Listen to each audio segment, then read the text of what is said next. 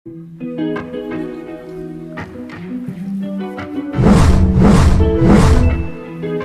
ulit sa channel natin. Ngayon pag-uusapan natin yung mga integrals involving hyperbolic or inverse hyperbolic functions. So kung napanood niyo yung mga previous na uploads natin, tapos na tayo sa integrals on hyperbolic functions. So kung napapansin niyo dun sa mga previous natin na mga upload, yung hyperbolic functions is somewhat similar lang din dun sa trigonometric functions natin. No?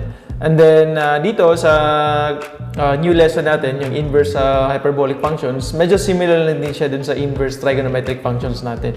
Kaya lang, dun sa inverse trigonometric functions natin, mas maraming standard integrals na inintroduce natin kaya kailangan kabisaduhin. Dito, tatlo lang actually, no? Tatlong theorems lang on integrals involving inverse hyperbolic functions. So, diretso na tayo dun sa tatlong theorems na yun. So, ito yung mga theorems na yun.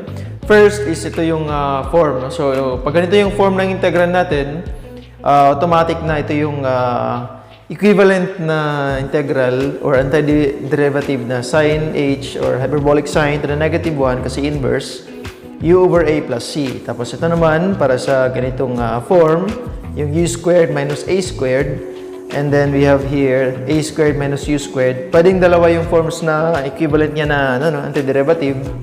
Pag u is less than a, pwedeng tangent yung gagamitin. Pag u naman is greater than a, cotangent, negative 1 yung gagamitin. Napapansin nyo dito sa tatlong theorems natin, meron din silang equivalent na natural logarithmic na function. So, equivalent lang bali yung sin h negative 1 u over a plus c dito sa line ln u plus square root of u squared plus a squared plus c. So, ito yung equivalent na ln function niya. No?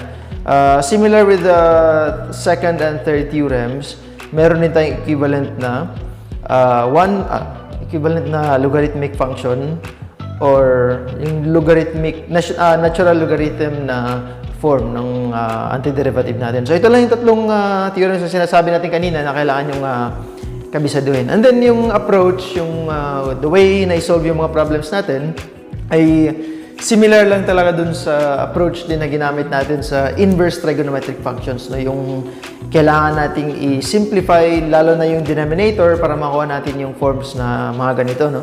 Square root of u squared plus a squared or u squared minus a squared tsaka itong a squared minus u squared. Okay? So, ito lang talaga yung kailangan nating tandaan pag inverse hyperbolic functions. Okay? So, sample problem tayo. Dito meron tayong problem, integral na given. So, square root of x squared minus 6x plus 13. Okay? And then, ang required sa atin dito is evaluate yung integral, tapos write the answer in terms of natural logarithm. So, gagamitin natin yung ln na form. Okay? So, like our previous or yung lesson natin sa inverse trigonometric function, ang first na gagawin natin is simplify natin yung integral or particularly yung denominator na para makakuha tayo ng yung perfect square bali na trinomial. Okay? So, ito, pwede natin gawing ito, no? So, x squared minus 6x plus 9 plus 4. Kasi itong 9 plus 4, equivalent lang yan sa 13. So, bali, hindi naman nagbago yung equation natin. Sinimplify lang natin para makakuha tayo ng perfect square dito tsaka itong separate na constant natin, which is yung a na yan ngayon. No? So, magiging ito, perfect square na yan. Ang factor nito is x minus 3 square. Kasi x minus 3 square is just this one. And then, meron tayong isa pang constant dito na katabi. Okay? So, recall na yung mga binigay natin kanina, meron tayong standard forms. So, first, ang u natin dito is x minus 3. So, ibig sabihin, ito na yung u squared natin. Tapos, ito yung a squared. So, x minus 3, tapos ang a natin equals 2. Because a squared is 4, so square root of a, square root of 4 is 2. Tapos ito naman, is square root mo, magiging x minus 3. So, recall na meron tayong form na ganito kanina. So, tatlo lang yan. Madali lang naman kabisaduhin yan. u square minus, u square plus a square, u square minus a square, tapos baliktarin mo. A square minus u square. Tapos lahat dyan naka-square root. Okay? So, yan lang yung dapat natin tandaan pag hyperbolic function. So, mas madali lang siyang i-differentiate pag ikukumpara natin dun sa inverse trigonometric functions, which is I think 6 yata yung or 5 yung kailangang kabisaduhin dun. Dito madali lang, no?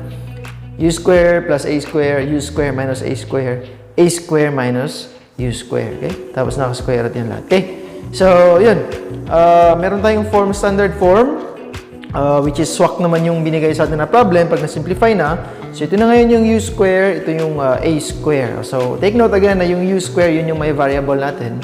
Tsaka yung a, ito yung constant. So, ito automatic na yung a. Ito naman yung u. Therefore, so sundin lang natin yung form. So, pwede ang answer natin is ito lang, no? Hyperbolic sign, negative 1, u over a. Pero hinihingi kasi dito, natural logarithm daw. So, ln form, bali na antiderivative. So, ito yung gagamitin natin. So, substitute lang natin yung mga nakuha nating u tsaka a. So, ito yung u, x minus 3. Tapos, ito yung u square plus a square, yung original. Diba dito lang din naman galing yung equation natin. Tapos, ginawa lang natin ganito, no? Kasi pag i-substitute natin yung u square plus a square, ito rin yung isa-substitute natin dito.